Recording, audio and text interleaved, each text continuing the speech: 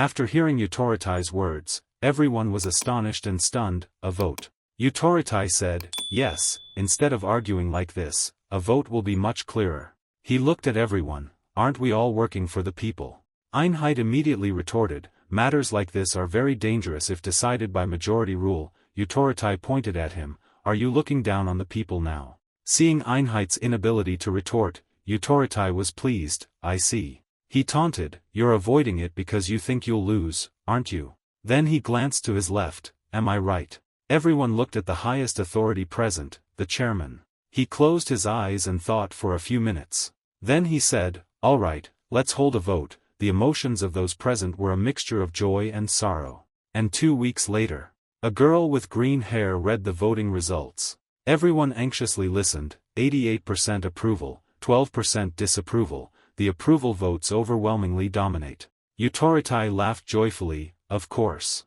The girl continued, according to the opinions of those in favor. Everyone listened intently, this situation should be considered a declaration of war, and the enemies must be eliminated. There's no need to apply the law to them, as they are beasts who have abandoned their humanity. Utoritai's wrinkled face brightened. Furthermore, because these issues arose while pursuing ideals, the power of execution should be given to all heroes, not just Seo Gongyu.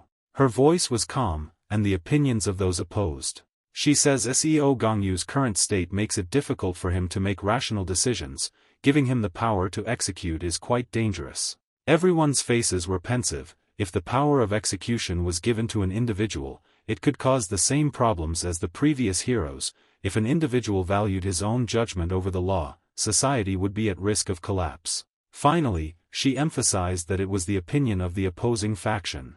Einheit spoke first, we can accept this result to satisfy everyone. Utoritai slammed the table, damn it. His face crumpled, satisfy everyone, the result was overwhelmingly clear, what was there left to discuss? Bizet reminded them, don't make a fuss. Calmly, he said, bring Seo Gongyu here. In the office, bathed in the setting sun, Bizet stood backlit and said, it's been a while, hasn't it? He addressed the young man standing proudly before him, Seo Gongyu. Bizet said, have you heard the news? Seo Gongyu replied, yes, I have. Bizet asked again, so, what's your decision? Seo Gongyu said, following the results of the vote, I will execute them all with my own hands. Bizet said, I have one more thing to ask. He waited for his reaction. What would you do if the voting results were contrary to the current results? He frowned. Seo Gongyu said, if so then. Red eyes glow, I will kill them all and surrender. Bizet is thoughtful. He looked up again and said, one more thing. Bizet, think of the former hero, if Rauso was here, what do you think she would do? Seo Gongyu looked surprised. He thought for a moment, his eyes looking at him expectantly. Seo Gongyu spoke up, that's it. He clenched his fist, you should ask Rausa directly, it will be clearer. Bizet sighed, well, maybe that's true. He looked straight into Seo Gongyu's eyes, asking one last question, if he finished this matter. Seo Gongyu was about to leave when he turned back to look at him, will you come back as a hero? After hearing this, he left, saying only, I don't know yet. The meeting had just ended, and the press had already caught wind of it, reporting extensively on Seo Gongyu. A special law concerning Seo Gongyu was passed. In front of countless reporters pointing cameras, B said, President of the World Bizet. He said calmly, I have granted death penalty authority to Warden Seo Gongyu to deal with prison breaks. His gaze was firm, to address the recent incidents at Ruculus Penitentiary and prevent future terrorist acts. Utoritai intently watched the screen. All right, let's start from here, step by step, I guess we can get it back to the way it was. Lipus, sitting on the grass, also watched the news. She remained silent. Everywhere showing Bizet's speech. A man holding an urn of ashes, tears streaming down his face. She sat dejectedly on the cold bench. Tears keep falling, Gangcho ah. Somewhere else, the familiar voice rang out again, is that so? If so then we need to prepare now. Sinka look back, is everything ready? The criminals eagerly awaited. Sinka finished, the executioners. Sungwon smiled unharmed. Not long ago in Spain and Portugal, a blue vortex appeared carrying a piece of paper with an invitation written on it. Heard it is from world government. And everyone looked up to the sky. Everyone froze. a giant blue whirlpool appeared in midair. In that vortex appeared another green magic circle. A loud noise came from it, but no one knew what it was. In just a few seconds, an explosion occurred, killing all the people there. The last blow created a huge hole in the ground. A cheerful voice rang out, "Wow." The gang of criminals came out from Sinka's gate, coughing and stretching. "It's hot," the girl with the umbrella said to a Swede, who had just rushed out of the place. "This crazy guy." Mori said displeasedly, "What if someone received the invitation? Why did you attack so indiscriminately?" A Swede was upset. If he died at that level, he didn't deserve to be invited. Immediately afterward, on the screens in the national parks of the world appeared the image of Sinka. She said hello. Her face was as cheerful as ever. "Hello everyone, I'm Sinka." She pointed at the camera. "From now on, the members of the Unsecurity Council will also be watching orderly." Sinka said clearly. The execution of those carrying the gene was eliminated. The moment Sinka finished speaking, the criminals slowly advanced into major cities. They excitedly prepared to wreak havoc. Seo Gongyu put on his hat, his eyes full of determination. In the Unsecurity Council meeting room, the secretary said, "In this incident, based on documents received from the Hero Association, the man with tattoos under his eyes and neck, a Swede, belongs to the summoning system. He is a villain who was once captured by the justice hero, Mago. He has the ability to transform stolen summoning abilities from opponents into marks on his body. With a simple hand gesture, he can create a large explosion." Looking at the devastated scene before him, Wet felt no sympathy whatsoever. "They're too weak." He possessed the ability to copy his opponent's summoning abilities. He looked at his hands with displeasure, should have stolen Mago's combat system abilities instead. Next is Ho, the cat-eared girl, belonging to the physical system. She is a villain who was once captured by the justice hero, Duji Yuj. She possesses the ability to transform into a fox spirit, capable of killing hundreds in the blink of an eye. Ho sighed, her face bloodied. "Where can I find someone who can subdue me now?" Next is Hyun Ju-yong, belonging to the special system, a man with a perpetually enigmatic smile. He is a villain who was once captured by the justice hero, Hub. He clapped his hands, a green light flashed. Releasing. Two lion-like creatures appeared, wreaking havoc with their claws. He possesses the ability to summon demons. Ho ran to rub against him. Hyun Ju-yong scratched his head. "Powerful, right?" The girl with the umbrella, Mori's, also belongs to the special system. She is a villain who was once captured by the justice hero, Tomi. She is a typical example of someone with special system powers. Mori stood behind a man crawling and crying for help. She said, "You're too noisy, not at all elegant." Then a no-entry sign appeared. She said, "Eva is right." An orange bough suddenly appeared on the man's neck. And then he died from strangulation. Mori scoffed, "The unchosen genes are truly vile from the very beginning," the secretary concluded. "Her powers are extremely complex." She continued, "The Hero Association has quickly mobilized forces near Portugal to deal with the situation." Utoritai frowned. "TSK, their arrival won't help because you didn't want to kill them in the first place." Bizet spoke, "It's all right, in that case." He looked at Bauda. "Firefighters will be prioritized to rescue civilians." Bauda replied, "Yes, Mr. Chairman." Bizet continued, looking at Guerra and Krum, "The military and police are responsible for protecting the citizens." Guerra immediately responded, "Yes, sir." Krum hesitated, "We don't have enough power to stop them. Ultimately, we'll still have to call in the hero team for help." Bizet turned to El Guido. "El Guido, where is the prison officer?" El Guido replied, "I hear you." He said, "Warden Joe Seun said he started heading there the moment he saw the broadcast." Einheit complained, "We still haven't dismissed her." Bizet asked the secretary, "Is there any way to know the enemy's objective this time?" The secretary timidly said, "We haven't yet determined what they truly want." Before this attack, Sinka pointed at her accomplices. "Your targets are all of them." She said to execute all those with unchosen genes and to help those who accepted our invitation to join the Alpha world. Sinka raised her hand. "Initially, we'll give them a taste of what's to come. Persuading the remaining invitees will be much easier afterward." Everyone's eyes focused on her. She continued, "Currently, I want you to focus on bringing people back, rather than slaughtering them." Then she spread her arms, enjoying the decisive moment. "In the end, it doesn't matter how many without the chosen genes we kill.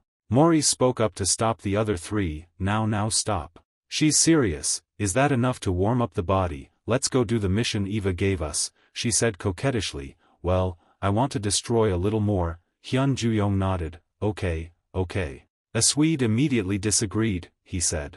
I'll do what I want. If I continue destroying this place, those who accepted our invitation will eventually have to reveal themselves. Mori said angrily, you're going too far. Are you planning to ignore Eva's mission? He nonchalantly replied, then what are you going to do to me? Under Ho's gaze, Hyun Ju-young raised his hand. He performed another summoning ritual, three-legged crow. A scrawny, ugly bird flew in. He climbed onto the bird and said, even if you tell him to go, I don't think he will. The fox spirit jumped up and down. Ooh, let me come too. Mori's could do nothing, clicked her tongue, and turned to leave. A Swede said, I'll report this to Eva as soon as we're done, do whatever you want. Hearing that, they left him alone. The scene was desolate, the city was engulfed in flames. A Swede sighed. He unleashed fire while lamenting, nothing has changed since I got out of prison, how annoying. He lifted his sleeve to look at the tattoo on his arm. It's all the same, no matter how much I destroy, my power doesn't increase, it's truly a cursed ability. Looking at the rhombuses, he said, I understand. His eyes sharpened, I have to keep stealing. While he wasn't paying attention, a huge pair of legs fell down. It was a giant rabbit that landed where a Swede was standing. He quickly created a barrier. Suddenly, he heard a familiar voice, you are. A person stood on a flying carrot, the giant rabbit vanished. The person said disdainfully, you haven't changed at all, even after being out of prison for so long. Lipus frowned, didn't you learn anything in there, a Swede? The barrier a Swede created began to crumble. He frowned and said, Lears arrived at just the right time, will Mago even get a moment's peace? At a school, the Lisbon Academy of Talents. In a classroom, a teacher was lecturing. A boy in the front row raised his hand, Teacher, I'm scared. The teacher gave a reassuring smile, it's all right, everyone. He winked, no matter what happens, I'll protect you, follow me to the shelter. As he finished, a clap echoed. Everyone followed the sound and saw a woman suddenly appear at the back of the classroom. Mori's was the one who clapped, she said, excellent, truly an admirable teacher. The children screamed in fear and scattered. Mori's frowned, you're too calm, how rude. Prof shielded the children behind him, he angrily took a defensive stance, Mori's. She remained calm, you know me, how embarrassing.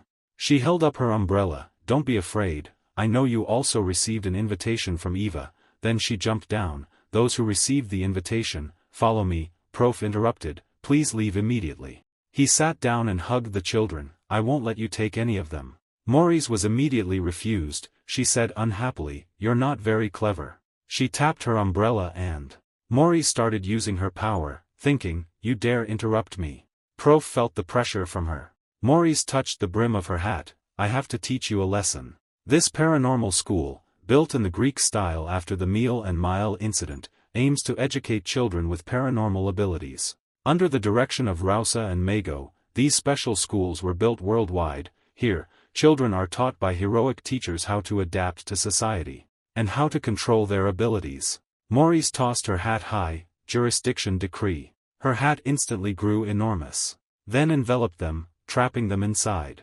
The children screamed in fear. Prof was surprised, what was that? Mori's tapped her umbrella again. She said, silence. After her words, a no-talking sign appeared on the children's mouths, transforming into face masks. They wanted to pull out but couldn't. Mori sneered, humphed and finally calmed down. Mori's special ability is also known as magic.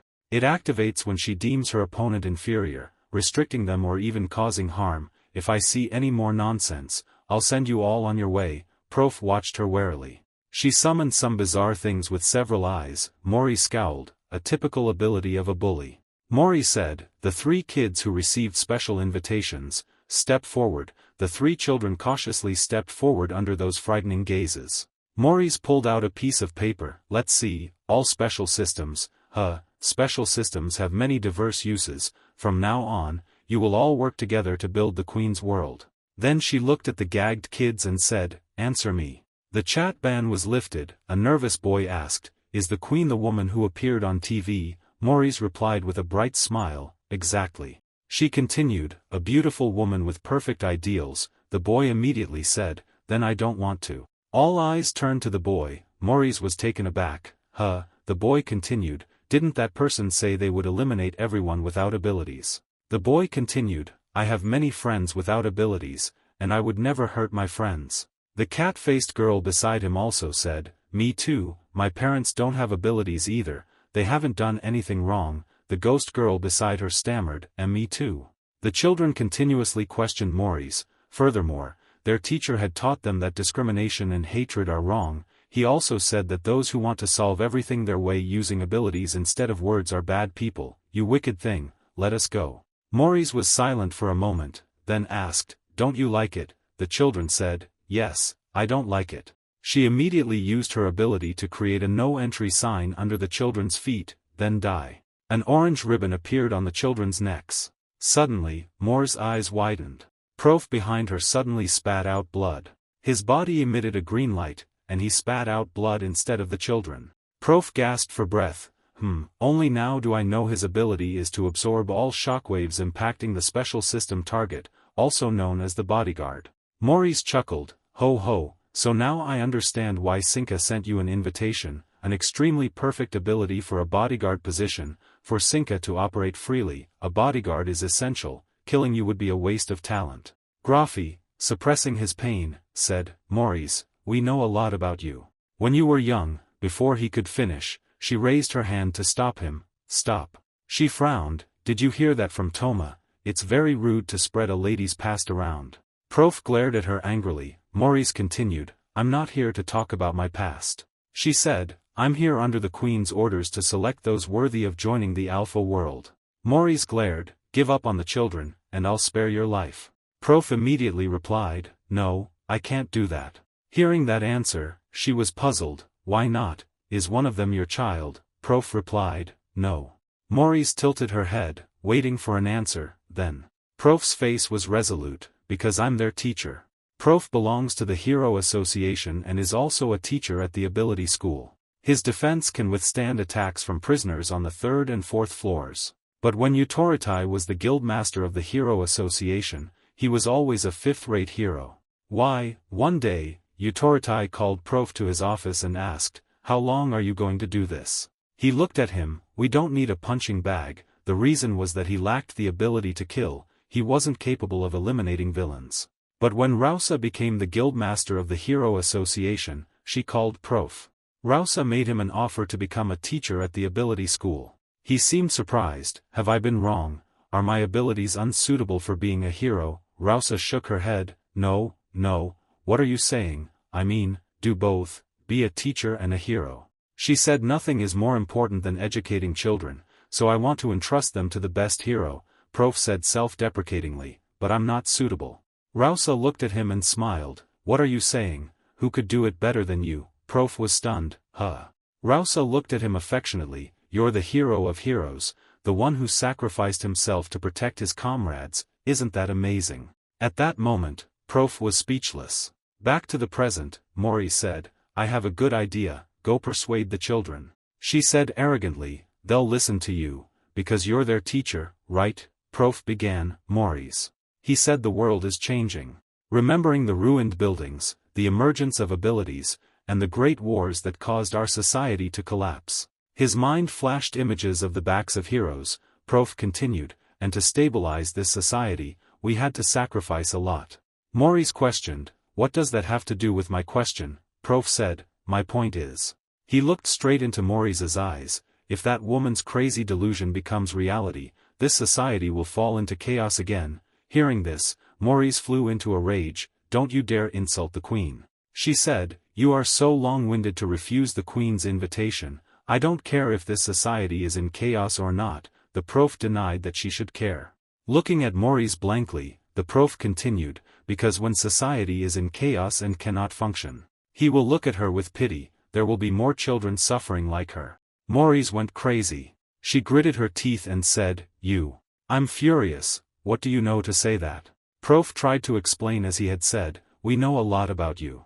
Maurice ignored him, she pointed her umbrella at him and laughed mockingly. Immediately afterward, a series of iron bars pierced their bodies. She muttered, All this time you've been saying nonsense. Prof tried to use his ability to take the blows for the children. They cried, "Teacher." Maurice looked contemptuously at them struggling, so filthy. She was furious like a snakehead fish, all. Suddenly a shoe stepped down, causing Maurice's head to sink into the ground, tch. Before everyone's astonished eyes. Seo Gongyu said, "Prisoner of the Special Detention Area, 3rd floor." Maurice. Seo Gongyu stepped on her face, using his power to crush her so she couldn't lift her head. He angrily said, "Bring that bitch here." Maurice couldn't move under Seo Gongyu's power. She asked, "You crazy bitch, are you talking about our queen?" Seo Gangcho looked down on her, "Including you." Maurice screamed, "You bastard, you despicable wretch." She raised her hand, using her power on Seo Gongyu. Chains instantly appeared, binding his hands, feet, and neck. A guillotine appeared above Seo Gongyu's head. Maurice said triumphantly, "Your judgment day has come." Seo Gongyu used only a second of his life to destroy her guillotine. The chains on his hands and neck simultaneously shattered. He continued to strike Maurice in the face again. Her face caved in. Her hat also gradually shrunk to its original size. Prof watched dumbfounded as Seo Gongyu tormented her. Seo Gongyu said, Prof answered, "Yes." He looked at Prof and told him to get the children out of there. Prof was still pinned down by the iron bars. "The power that was cast upon us hasn't been neutralized yet." Hearing that, Seo Gongyu clenched his fist. He struck Maurice in the stomach again. After many more times like that. After a while, Maurice was motionless. The things Maurice summoned also gradually disappeared. Seo Gongyu reminded them, "Run as far as you can." Prof immediately said, "Okay, let's go, kids." Seo Gongyu grabbed Maurice by the neck. She seemed still dazed. Seo Gongyu said, "I'll say it again. I'm threatening her, bring that bitch here." Maurice gritted her teeth at the threat. Maurice said, "The manner of a lady." 2 concentric circles instantly appeared beneath their feet. She exhaled, "Phew." Before Seo Gongyu's gaze. Maurice turned into another person. "It's been a long time since I looked like this." Seo Gongyu didn't react in time and was caught by the 2 men. Maurice quickly stepped back to keep his distance. The 2 men holding him were both invisible and disguised as gentlemen, constantly saying, "Women first." Maurice raised her umbrella. She drew a circle around herself, a lady's territory. Then she tossed the umbrella into the air, which then grew large, protecting Maurice underneath. She said, "Consider the misfortune of encountering me. You must be very unlucky." The ladylike demeanor was Maurice's original form. Once the ladylike demeanor is activated, those who acknowledge Maurice as a lady will also possess the same superpowers. Simultaneously, this power targets the typical weakling. That's why Maurice frowned. She never thought this power could stand against Seo Gongyu, the man who could break Sinka's spacetime abilities. He easily dealt with the 2 invisible men in front of Maurice. She simply wanted to buy time. "This place will be my grave." Maurice's main goal was to help the remaining criminals complete the tasks assigned by Sinka and return safely. She was determined to buy as much time as possible. Seo Gangcho stepped forward. "It seems you don't intend to bring her here." Maurice chuckled. "Kukukuku, I don't understand." Hiding under the umbrella, she said, "If I were you and chosen by the queen, I'd be ecstatic. It's unbelievable that you'd miss such a precious opportunity." Seo Gongyu didn't care. He unleashed his technique. Maurice continued to stall. Wait a moment." She raised her hand. "I said." Facing this devil, she thought she had to buy as much time as possible. Maurice said, "I know where the queen is." Veins bulged on Seo Gongyu's neck. He wanted to kill this loudmouth immediately. "Well, I don't need to know that." Seo Gongyu continued to approach. "I just need to bring your corpse to a psychic superpower user and have them check it." Maurice broke into a sweat. She hadn't thought of that. "If I die here, it doesn't matter." She said, "What will you do after finding the queen? Even if you get there, you'll have to fight everyone. Do you think you can win? This time, even the queen won't spare you." Seo Gongyu didn't listen. He raised his hand, red rays gathering. Maurice was wary. She knew. She looked at him cautiously. "I have to end myself." Seo Gongyu reached out, piercing the protective layer while she was still thinking, "I must die without leaving a trace." The red light scattered. Seo Gongyu was startled. Before him was Sinka emerging from a teleportation portal. She blocked his attack and chuckled. "You wanted to see me so much. I guess your heart has changed its mind. Maurice was surprised. The queen. She shouted, it's dangerous here. Suddenly she glanced at Seo Gongyu. A violent aura erupted. Seo Gongyu had transformed. Sinka cheerfully said, wow, you revealed all your power upon meeting. I guess your mind hasn't wavered yet, but are you alright? Ignoring her rambling, Seo Gongyu threw a punch, breaking through Sinka's defensive wall. Seo Gongyu looked at her with hatred. I will kill you with every ounce of my strength. Sinka cupped her cheek. How scary, but why am I not upset, seeing your mind obsessed with me? Is this love? Seo Gongyu shattered the barrier protecting them both. He slowly walked forward. Sinka said, Maurice, I'll handle things here. Can you deal with those who refused our invitation? Maurice replied, yes, my queen. Before she could finish, red threads shot towards her. Seo Gongyu rushed to kill her, but she was faster, creating a teleportation portal. Sinka seemed surprised. A voice echoed from behind the children, I'm a little late. Maurice walked in holding his bloody stomach. Cough cough, the children screamed in fear. Prof said, you guys run away from here. Maurice clutched his mouth, spitting blood. No. Suddenly, the cat-faced child stopped and said, what? The girl pointed at Moore, that person. She's the person who appeared in the textbook. On the other side, Sinka was surprised. Oh. Looking at the sky filled with blood threads, she said, we've only just begun, aren't you being too arrogant? Seo Gongyu appeared, saying, this place will be your grave. Sinka calmly walked forward. To use this technique, you must revert to your zero form, right? She chuckled, I think you shouldn't push yourself so hard. Immediately afterward, Seo Gongyu controlled the blood threads, launching them at her. His gaze was cold as he looked down. Those threads had pierced back at him through the green circle. Sinka raised her hand, just as I thought, this power is still not a match for you. Seo Gongyu coldly watched her as the threads wrapped around her. Sinka turned and spoke into the teleportation portal, Canis and Gato. They immediately jumped out. Suddenly, they noticed the strange surroundings. Canis said, Miss Sinka, what's going on? Gato added, we shouldn't have interfered. Sinka covered her mouth and laughed, quite a predicament, Gato shook his head, instead of killing him, we should have stalled. He used a finishing move right away. How could we possibly withstand it? It won't work. Sinka considered this. Then she cheerfully waved her hand, then let's run. Suddenly, her arm went numb.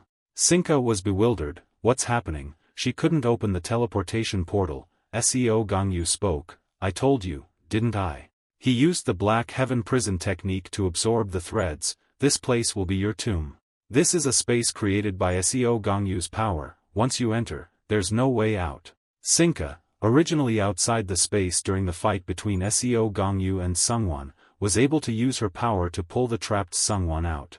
But now she's inside Seo Gongyu's space, she'll never escape. Sinka finally showed fear. What an overwhelming power. Blood threads descended from the sky. Seo Gongyu prepared his attack. He swung his fist. His fist slammed into the hastily created barrier. The barrier instantly shattered. She let out a breath. Who? Canis beside her said, Miss Sinka. Their gazes were fierce. Canis continued, I think it's time you removed our collars. Sinka smiled awkwardly, I already promised Sungwon that he would be the one to finish Gongyu once he matures. Canis said, I don't think we'll survive unless we kill him. Seeing Seo Gongyu preparing his next attack, Sinka replied, that's true, but I believe Sungwon will understand. She said, alright, the collars. Suddenly, at that moment, a pressure caused Canis and Gato to become wary. Seeing their unusual reaction, Sinka looked up, what's happening? Her eyes widened. Above, the blood threads gathered. Seo Gongyu silently observed, a voice echoed, unmatched under heaven. The voice shifted to a different direction, everyone's eyes turned towards it. Canis and Gato made a commotion, the voice continued, no one in this world can oppose me. Sinka looked around in confusion, even tens, hundreds, thousands of enemies cannot oppose me. Seo Gongyu seemed surprised, the voice continued, once someone considers me an enemy, the whole world will be their enemy, who would dare to make an enemy of me? A person appeared, laughing, only then is one truly unmatched under heaven. He asked Seo Gongyu, what do you think? In front of him was an old man sitting there with bandages all over his body. Kingston asked, don't you want to be the best in the world? Seo Gongyu didn't answer the question, he stood still like a statue. He continued, you're strong, but not yet the unrivaled under the heavens. He said to him, but I can make you that. Sinka shouted, what nonsense are you talking about, are you senile? She said, where did this old geezer come from? His fist flew towards her face, Sinka disappeared through a teleportation gate in a flash. She emerged, panting, people are talking, Kingston calmly replied, women shouldn't interfere when men are talking. Before the astonished eyes of her two pets, Sinka continued, an old man like you should just disappear. Then blood flowed from her nose. Sinka immediately covered her nose, her two pets frantically ran to her. Blood flowing continuously from her nose, Sinka swore, damn it. She angrily glared at Kingston, old geezer, you're on your deathbed. Hearing that, he smirked, on my deathbed, but I'm standing perfectly fine here, however, for someone like you, that's impossible. Sinka angrily raised her hand, go to hell. She immediately summoned countless teleportation gates. The light emanating from the gates she created shone brightly like stars. Sinka angrily said, you're just a dying old man. Suddenly, Kingston appeared behind her, shouting, you truly possess a powerful ability. He exclaimed, at that level, you're not inferior to that white-haired kid. Sinka turned around surprised, you. She raised her hand to create another gate, but Kingston ducked down and easily avoided it. Kingston continued, however, both you and that kid have a major problem. Sinka widened her eyes. Kingston unleashed a blow that sent her flying, and at the same time, her countless teleportation gates shattered. Fragments scattered in the air. Finally, Sinka spat out blood, she couldn't dodge that blow.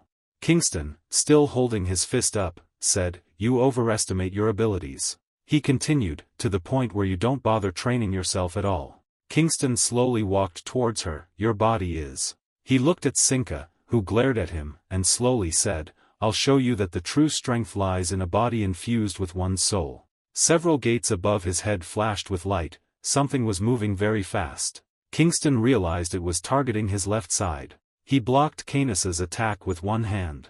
Then he groaned. Wow! Immediately after, he disappeared before their eyes. Kingston, who had moved somewhere else, said, even so. Looking at Shink's two pets charging towards him, Kingston continued, your subordinates have trained themselves. Canis and Gato furiously charged, disregarding their lives. Kingston also retaliated. While Sinka struggled to create gates, Seo Gongyu had been observing them from afar. He was somewhat surprised by the unexpected appearance of a certain individual. His eyes were sharp, but after observing the situation, he quickly decided on his next course of action, which was to cooperate with Kingston and kill that woman. Thinking that, Seo Gongyu slowly walked forward. On the other side, Bazette incredulously asked, Kingston appeared. Her secretary answered, yes, we received contact from Officer Seo Gongyu. Bazette said, Kingston is always eccentric. Guerra added, it seems he's found someone new he finds interesting. Bazette worriedly said, doesn't that mean the officer is in danger? Guerra took a puff of his cigar and said, it's all right, even though we don't know how strong Kingston is. He paused and said, but we know what he'll do. Crumb sighed wearily, really? Bauta said, I agree, he wouldn't go against Officer Seo.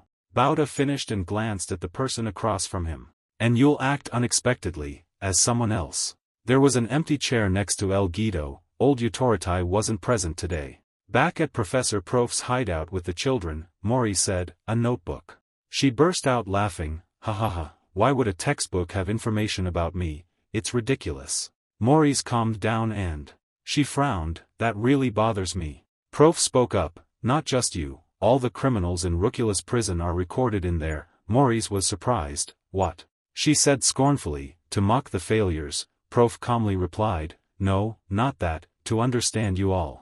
After hearing that Rausa and Mago had established the Ability Academy, a prison officer came to see them, very pleased to meet. A composed officer approached. He tipped his hat in greeting, I'm an officer of Ruculus prison, my name is Seo Gangcho. After hearing him, Mago said, you want to add criminology to the required courses? Seo Gangcho replied, that's why we need to understand them. Maurice couldn't believe it, it was absurd. She looked at Prof and said, so what do you think, how do you feel after reading about my past? He hesitantly said, Maurice, a voice suddenly rang out, why are you trying to talk to a beast? Prof turned around in surprise. He continued, Prof, you haven't changed a bit. Utoritai approached, grumbling, should have fired you. Prof was stunned. Utoritai said, listen, you all, what you've been taught is wrong. He looked down at the children, I'll teach you that, so take this opportunity to remember it. Then Utoritai looked at the blood-soaked Maurice, criminals don't become criminals because of their circumstances. Then he loosened his tie. Utoritai continued his lecture, those buried in emotion will say they became criminals because of their upbringing or society, they try to stir your compassion. He glared and continued, even if they're criminals simply because they were born that way. Maurice glared at him with hatred, societal deviants are like cancerous tumors. Utoritai rolled up his sleeves, revealing the veins on his arms and the cancerous tumors. He was ready, he continued, they need to be completely excised, I'll give you a demonstration. Old Utoritai stood shielding the children behind him, his eyes angrily fixed ahead. Maurice's voice suddenly rang out, she said, I'm a societal abscess. Maurice, her body covered in wounds, her hand clutching her bleeding stomach, glared resentfully at her opponent and exclaimed, the world is wrong. Before Maurice could finish, he cut her off, shut up. Utoritai spoke harsh words, that's a disgusting, hollow excuse, I'll say it again. Utoritai rolled up his sleeves, his clenched fist showing bulging muscles. With a contemptuous tone, he said, no matter what era or society you were born into, you'll always be scum. The scene grew tense. He continued, you are simply. His voice dripping with contempt for Maurice, he exclaimed, from the beginning, your existence was a mistake. Hearing those words, she was furious and shouted, shut up. In the heavy silence, someone spoke up, Maurice. Old Utoritai shoved his hands into his pockets and said, even the pain you endure cannot compare to what countless victims and their families have experienced. He grabbed a watch. Utoritai quickly put on the watch. With a serious tone, he exclaimed, but I will inflict the greatest pain I can on you. He challenged Maurice. She was so angry that she gritted her teeth until they bled. He said, now, watch what I'll do. He raised the watch. He looked at it and said, about 10 more minutes, Utoritai, special body system. Now Maurice spoke, ready to confront her opponent. She glared and exclaimed, come on. Swoosh, swoosh, swoosh. With lightning speed, Utoritai moved closer to Maurice. He landed a powerful blow to her stomach.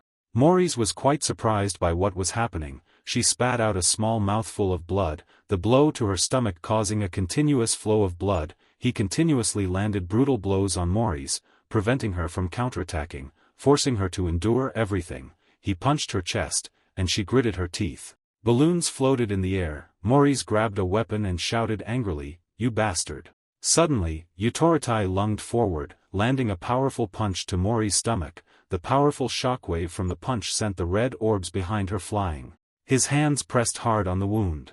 His cold voice exclaimed, speed up. Swoosh, swoosh, bang, bang. Countless invisible attacks struck Maurice's limbs. She was beaten until her face was distorted. Maurice quickly spat out a mouthful of blood. Invisible hands appeared from the air. Utoritai quickly grabbed her head. A blue light immediately shone brightly, below. A scream of pain pierced the sky. Maurice's face was covered in blood, her teeth were knocked out. Utoritai swiftly kicked, then punched Maurice in the face. It was a powerful blow, sending blood flying. Seeing her exhaustion, he said, is it painful? Toma has surely been very gentle with you. Bang, he kicked her hard in the face. Maurice, her face bloodied, uttered, She angrily yelled, Ka-a-a-a. A red circle enveloped the area where they stood. Maurice still held a weapon. Groans echoed through the air. Countless ghosts in flowing robes appeared behind him. One of them shouted, lady first. The others raised their hands and echoed, lady first, lady first, lady. Suddenly, Utoritai knelt, punched the ground, and shouted, accelerate. Countless blue lights pierced the ghosts, instantly shredding their robes. He looked up and coldly said, 4 times faster. Bang, Utoritai punched her in the face, blood splattering everywhere. Maurice was flung backward unconsciously by the powerful punch. A blinding blue light flashed. Utoritai moved with lightning speed, appearing before Maurice as she flew. Bang, he landed a powerful blow on her. Maurice was sent flying high, crashing into the glass wall. She fell, and Utoritai appeared just in time. Slap, slap, Utoritai slapped her cheeks hard. Bang, he punched her cheek, then viciously punched her stomach. And then punched her directly in the face. Everyone present looked up in fear, horrified by the scene before them. Her body emitting a blue light in the air. Utoritai's old hands intertwined, raised high. His eyes filled with rage, fixed on her. Bang, he delivered a brutal blow to her stomach. Maurice crashed to the ground, dust and debris flying everywhere. Her body bruised and battered, she coughed, cough, cough, cough. Seeing this, Utoritai contemptuously said, "You seem to be in great pain, that's the appropriate expression for you." He raised his foot, saying, "But..." Utoritai kicked her directly in her stomach wound. A brutal kick. He continued, "The victims and their families you harmed must have suffered far more than you." Maurice screamed in pain, "Kaa." Utoritai quickly checked his watch, and exclaimed, Looking at his watch, he said, "About 3 minutes left." Hearing this, she cried out in pain, "Time acceleration ability," the other party replied, "Precisely." He continued, "When I use my power, I can control the flow of time for any object I touch, including myself." His hands reached forward, meaning. Utoritai seized her head. He said, "I can also slow down time." His eyes and face turned terrifying, staring intensely at Maurice, he said, "Slowly feel the pain and die, you societal cancer." Prof and the children present were terrified and astonished by what was happening. Everyone's mouths hung open, the kids hid behind him. Prof thought, "It's just a fleeting moment," but for Maurice, it feels like a lifetime. The hand pressing on her head finally lifted. Utoritai put one hand in his pocket, raised his watch, and said, "What a pity, if the situation were less tense, I could have spent more time." Hearing this, Maurice scoffed, *humph. She laughed louder, ha ha ha, ka ka, Utoritai, noticing this, asked, "Why are you still laughing?" Maurice opened her mouth wide, her eyes gazing into the sky, without answering Utoritai. Seeing that, he sat down, grabbed her shirt and lifted the other person up and asked, had he gone crazy from fear of death? Maurice coughed up a mouthful of fresh blood. The old lady immediately spoke up and said, "I won't lie and say that I'm afraid of death, but the reason I'm laughing isn't because of that. I didn't expect to complete the mission this way, but it's good anyway." Hearing her words, the old man became even more confused and asked, "What are you talking about?" Her gaze shifted towards Prof and the terrified children. She said, "When I die, everyone of Mori's special lineage." Then she looked at Utoritai and said, "Will be entangled in my power." Maurice triumphantly exclaimed, "They will all follow me to the grave, the death ritual." Hearing her words, Prof was extremely astonished and exclaimed in bewilderment, "What?"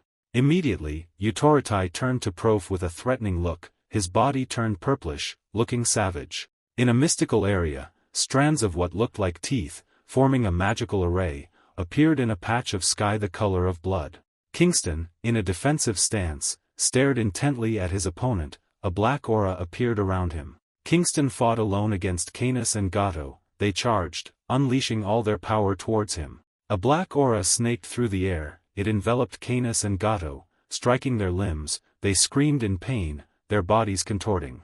Gato's eyes burned with rage and hatred towards the one standing before him. She, as fast as lightning, dashed towards Kingston with incredible speed, her sharp hands outstretched towards him. She screamed, "No." Kingston's hands were faster, he struck her on the head with a palm strike. Bang, she fell to the ground, cracks appeared densely around them on the floor. Seeing what was happening, Canis clenched the necklace around his neck, anxiously exclaiming, "Gato, take off your necklace." Bang, a punch from Kingston landed squarely on his face. Canis and Gato were knocked to their knees. Kingston triumphantly exclaimed, "Arrogant fools." He said, "Who do you think you are, running around with your sealed powers?" Kingston looked down at them with contempt and said, "You are so conceited." A strong gust of wind emanated from around him. Kingston, in a defensive stance, looked at them and said, "I will make you." A powerful attack, as fast as lightning, swiftly dismembered Canis and Gato. Blood splattered everywhere. Kingston quickly moved behind them. He said, "Never think that way." Canis and Gato were astonished by what had happened. Looking at their dismembered, bleeding bodies, they were speechless. A scream of pain pierced the sky. Hearing this, Kingston nonchalantly turned and said, your arm, let the healer fix it for you, he's quite useful. Meanwhile, Sinka, witnessing everything, angrily pointed at Kingston and exclaimed, you damned fake. Sinka gritted her teeth and said, damn old man. Bang, out of nowhere, someone punched Sinka in the stomach. The powerful blow sent her flying into a nearby glass wall, shattering it into pieces. She spat out a mouthful of blood. Her body flung several meters into the air. Sinka clutched her stomach in pain, letting out an angry snort. Her eyes glared at her attacker. Seo Gongyu swiftly rushed towards her like a gust of wind. Seeing this, Sinka was startled and fearfully raised her hands to protect herself. She cried out, oh, don't come here. Seo Gongyu dashed towards her, ignoring Sinka's pleas. His teeth clenched in rage, his eyes wild. A white light flashed. Seo Gongyu delivered a powerful kick to Sinka's stomach. She spat out blood after the attack, cough. Seo Gongyu stood with bloodshot eyes looking down at her. Sinka, in pain, raised her hand and said, Gongyu, don't do it again. Think again. Before she could finish, Seo Gongyu punched her hard in the stomach. She couldn't react to his brutal attack. Sinka was violently struck, her body crashing backwards, sending objects flying. Sinka vomited a large amount of blood. Seo Gongyu's eyes were bloodshot, filled with furious anger as he looked at her. Seeing her being beaten like that, Canis was furious and shouted, Sinka-sama. Seo Gongyu's hands clenched, creating black sparks in the air. He stood looking at Sinka's motionless body, his hands clenched, ready to strike. Her terrified voice echoed, no, no. She closed her eyes and screamed, I can't die here. Suddenly Seo Gongyu opened his eyes wide, a hand immediately touched his hand. Kingston appeared right next to Seo Gongyu. Seeing this, his eyes widened in surprise as he looked at the man, who then spoke, that's enough. He gave him a cold look and continued, you can't kill him by yourself, can you? A champion never accepts help. The scene shifts back to the previous location. Utoritai grabbed Moris by the collar, lifted her up, and sternly asked, the goddess's sacrificial power. Hearing this, she scornfully replied, yes, if I die, it will activate. What are you going to do now? Seeing this, Utoritai angrily said, listen. He turned to Prof and said, I apologize in advance. Hearing this, Prof exclaimed in shock, what? Utoritai used his power to pierce Mori's body with his hand. She painfully spat out a mouthful of fresh blood. Utoritai's eyes and expression remained unchanged. A scream echoed, Kaya-ia, he then said, if you take this girl back, cure her, remove her power, and then kill her, you can still survive. But if she somehow escapes you, tens or hundreds of thousands of people will suffer losses. Utoritai looked at Moris and continued, so it's best to kill her here, and your sacrifice is the most reasonable thing. To cure cancer, sometimes healthy cells must also be damaged. He stretched out his arms, looked into the sky, and loudly declared, sacrifice for the greater good is necessary. He clasped his hands and said, I thank you for your sacrifice.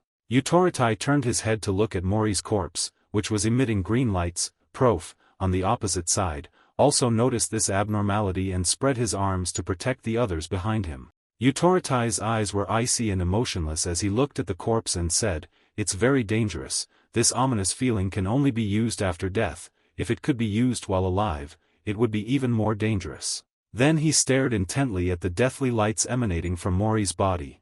Then, without lingering, he turned and left, his face still emotionless. He raised his hand to bid farewell to Prof, then I'll wish you rest in peace first. After saying that, he suddenly called out Prof's name and said, Prof, I don't need to apologize to you, right? Prof could only watch Utoritai leave, filled with anxiety and fear of death. Utoritai asked one last question before waving his hand and leaving, your body is quite tough, isn't it? Survival is your forte. Immediately after Utoritai left, an eerie, terrifying voice echoed. This caused Prof's eyes to sharpen instantly. It seemed that Mori's soul had returned to fulfill that wicked curse. Around her were countless giant chains. Moris looked at Prof and his group with a sinister, deadly smile. Immediately afterward, the chains, like giant snakes, instantly clamped onto the hand of a little girl in the group. Then, it continued to other children, and Prof was also bound tightly by those terrifying, heavy chains. The children immediately panicked, their eyes filled with fear as they realized they were about to face life or death so quickly. they screamed incessantly, causing Prof to become anxious and frightened as well. He quickly swallowed his fear and spoke in a calm, gentle voice. Everyone heard his call, the children stopped crying, they looked at him with fearful eyes, but also with hope for life. Prof reassured them, "Don't worry, I promise to protect you all." Then, Prof alone stepped in front of Mori's soul, looked straight into her face, causing her to wonder. "What?" Prof said, as the teacher said. "Look at those poor, pitiful children, the children will be safe." Mori's looked at him doubtfully, seemingly not understanding what he meant. Prof looked at her with determination. "Here, the only one who can go with you is me." Back to Seo Gongyu, he furiously charged towards Kingston, his powerful aura and bloodshot, deadly eyes terrifying everyone. Kingston was ready to block Seo Gongyu's direct attack. Two powerful forces collided, creating a considerable shockwave. Kingston looked at Seo Gongyu, then suddenly smiled and said, "Just as I thought." He watched Seo Gongyu turn around, seizing the opportunity to finish off Sinka, and continued, "If it were you, you would truly reach the peak." Terrible power surged around them. Kingston managed to rush in and block Seo Gongyu's attack for Sinka. He looked at Seo Gongyu with displeasure at not being acknowledged. "Am I, an old man, to be left behind? Let's talk." Seo Gongyu became impatient. He gritted his teeth in anger. Seo Gongyu shouted, "Get out of the way," and raised his fist, preparing to charge again. Canis and Gato watched Kingston and Seo Gongyu's fierce battle from the side with anxious and fearful hearts. Seo Gongyu was raging when he heard Kingston's voice. "Hey, young man." He easily blocked Seo Gongyu's fist with just one hand, his tone of voice filled with advice as he continued, "I understand how you feel." At this moment, white light appeared in the surrounding space, coming from Kingston. He slowly lowered his hand in front of him, intermittently speaking to Seo Gongyu, but to resolve this situation, he couldn't let his emotions overwhelm him. Then he assumed a defensive stance, preparing for a counterattack. Seo Gongyu seemed to sense the danger emanating from him. He managed to dodge Kingston's attack in time. The attack was deflected upwards into the air. Immediately after, a scene unfolded that shocked Seo Gongyu. A huge hole appeared in the ceiling, caused by Kingston's previous punch. Sinka managed to sit up, but was also shocked and terrified by the sight. While panicking, she heard Kingston say, "If you want to escape." Sinka looked towards Kingston. He stood proudly, without turning around, saying to her, "Now's the time, girl." She gritted her teeth, staring intently at Kingston, wondering if he was telling the truth. Finally, she quickly cast a teleportation spell and left. Canis and Gato, seeing their master safely gone, didn't linger. Seo Gongyu stood there like a statue, saying and doing nothing. Kingston also looked straight at Seo Gongyu. The two of them stood there silently, staring at each other for a while. Kingston finally broke the eerie silence. "Let's sit down and talk." As soon as he finished speaking, Seo Gongyu lunged at him furiously. He didn't seem surprised, only letting out a sound of surprise. He calmly received the attack. "All right, the body can tell many things." Turning to Mori's and Prof, Mori's dubious voice echoed, "What?" Prof calmly stood before her and spoke as if quoting Yutoritai, "Besides my defensive abilities, I'm nothing special. At first, I didn't like my power." He paused, then continued, "But after talking with Rausa, I realized my strength is also necessary for this society." Having said that, Prof activated his magic. He bravely declared, "I will use all my strength to take all the damage for the children." The children seemed to understand Prof's words. They looked at him with worried eyes and called out, "Teacher." Mori's, puzzled, asked Prof, "Why do you have to go to such lengths?" Prof calmly replied, "I already told you." He looked straight at Mori's, a teacher's gaze, while a hint of bewilderment appeared in Mori's eyes. She yelled frantically, "What does that have to do with you throwing yourself into death?" Prof patiently explained, "Mori's, we can't understand him because we live in completely different worlds." Then he looked at her with sharp, accusing eyes, raised by the wrong people and turned into a killing machine. Mori's immediately became angry. She gritted her teeth and yelled at Prof, "Shut up." Prof continued to look at Mori's with those eyes, his accusatory tone continuing, "In this life, you have no choices of your own, you're manipulated like a puppet." Mori's, hearing him continue, frantically shouted, "Shut up." But Prof continued his condemnation, walking down the wrong path for someone else's future. Mori's exploded, "Shut up." Prof refused. No, I can't do that. He repeated his previous words, I'll go to hell with him and fix all the mistakes he's learned. Maurice, seeing his stubbornness, cursed. Damn you, Prof continued, if I continue to speak. He looked at the children who were looking at him with teary eyes. A teacher is a job dedicated to the future of their students. Then he thought back to when he first started his career. Since I was appointed a teacher at this school, I've been ready to sacrifice myself for my students. One of the children yelled in fear, trying to stop him. Teacher, no. Prof looked at his beloved students with the tender eyes of a responsible and compassionate teacher and comforted them. It's all right, children. He gave a gentle smile and sent his final message to the children, become good adults, because you are our future. The children, seeing their teacher like this, didn't know what to do, only directing their tearful eyes towards him, as if trying to hold him back. Maurice witnessed this scene and gritted her teeth, speechless. The future.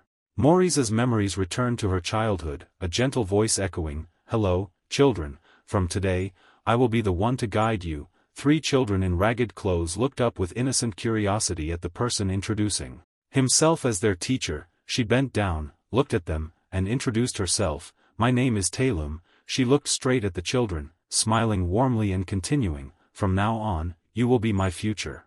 12-year-old Maurice was one of those 3 children. She looked at her new teacher with bright eyes and listened attentively. Are you ready to sacrifice yourselves for me? Continuing with Maurice's childhood memories, Talum selected children with special abilities from an orphanage. After doing this, Talum continued her plan and enrolled them in a school she created. Talum stood on a podium, greeting the children she had chosen. Hello, children, call me Teacher Talum.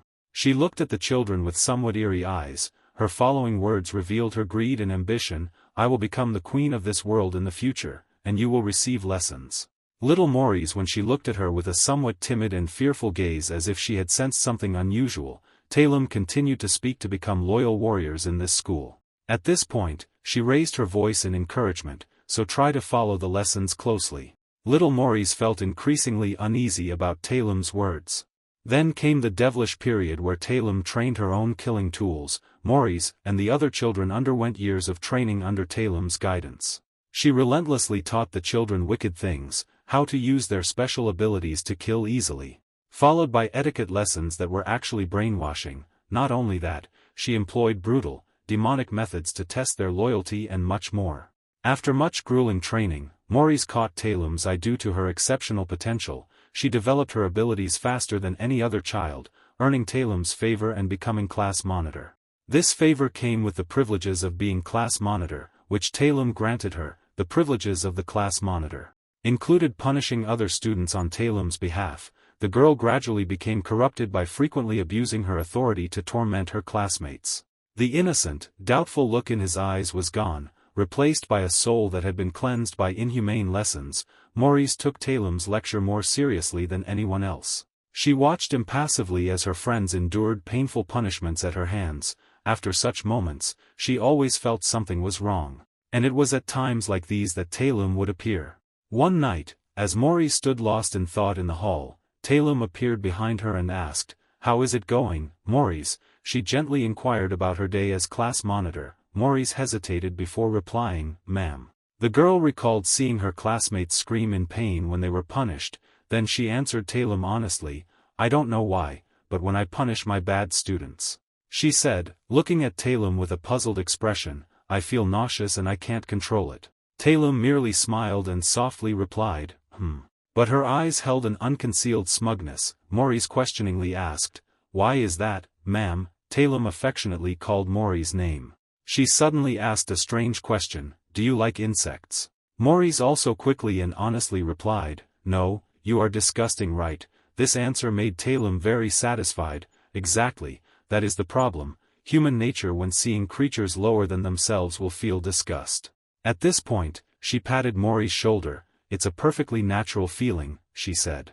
Then she leaned down, her eyes fixed on Maurice. "But as time passes and your classmates learn to do their part, that feeling will lessen," she said.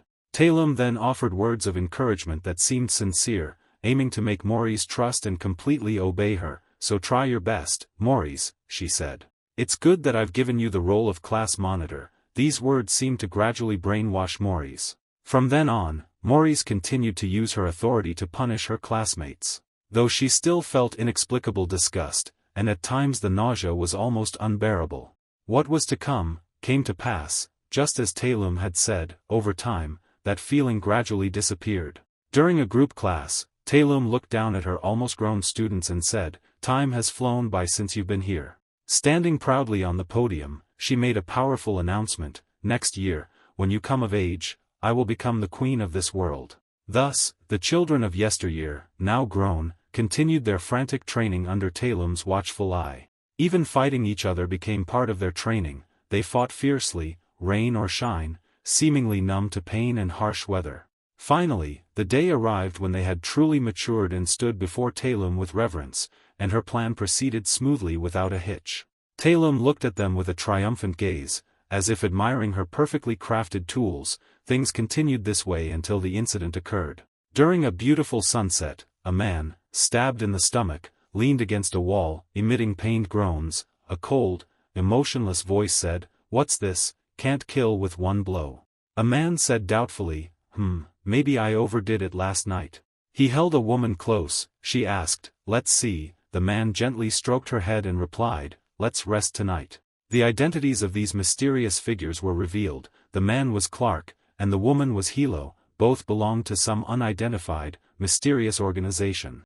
The scene shifts back to Taelum's school, where drops of blood splatter on the floor. Taelum lay motionless on the floor, covered in blood. Clark punched Taelum straight through the chest, killing her instantly. He exclaimed in surprise, "What's this?" He nonchalantly said, "This girl is awfully weak." Clark and Hilo spoke to each other as if self-reproaching, but their faces remained emotionless. There was even a hint of excitement in their voices. "Authority clearly told us to be careful," Clark said. "Could it be that we've become too strong, perhaps?" Clark sat down beside Taelum's corpse and sighed. Anyway, her plan to establish a school and raise children to be rebels was quite a big dream, wasn't it? Hilo asked. "Should we go to the school?" Clark playfully replied, "Too lazy."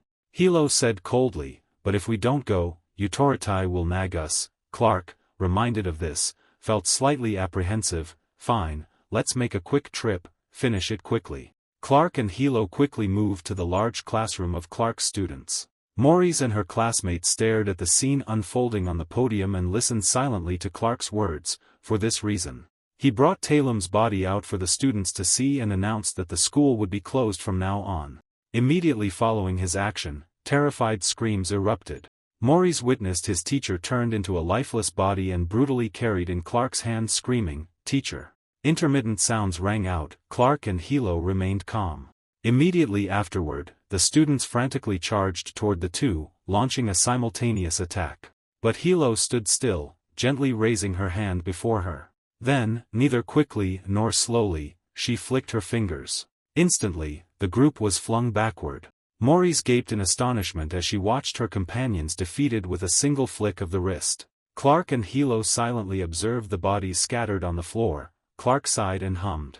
He marveled at how well she had trained them. Hilo wondered if bringing these children was the right thing to do. Clark stated his opinion: re-educating them for societal integration would take a lot of time and resources. Saying this, he glanced at the pained faces contorted on the floor. After a moment's thought, he said, "Even with re-education, they're mobile killing machines, ticking time bombs. We don't know when they'll explode."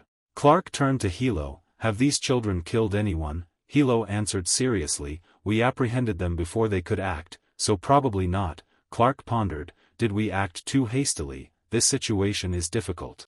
He dropped Taelum's body and continued discussing with Hilo. "What now, Hilo, what should we do?" Hilo immediately decided that dealing with it now would be more efficient to avoid future trouble. Hilo explained her decision. "They've been brainwashed, living in a different world. These children, as they grow up, will undoubtedly become villains." Clark immediately agreed. "Yes, I concur." After the counterattack, Maurice couldn't get up. She lay helpless on the floor, listening as the two decided the fate of herself and the others. Clark muttered, repeating Hilo's earlier point, "It's better to put in a little effort now than to deal with trouble later." Hilo reminded him, "All right, we can make up a reason." Taelum's students, seeing this, were too terrified to speak. They stared fearfully at Clark and Hilo. The two approached the group, preparing to finish off all the killing machines Taelum had created. Hilo softly reminded, "Save your strength for tonight."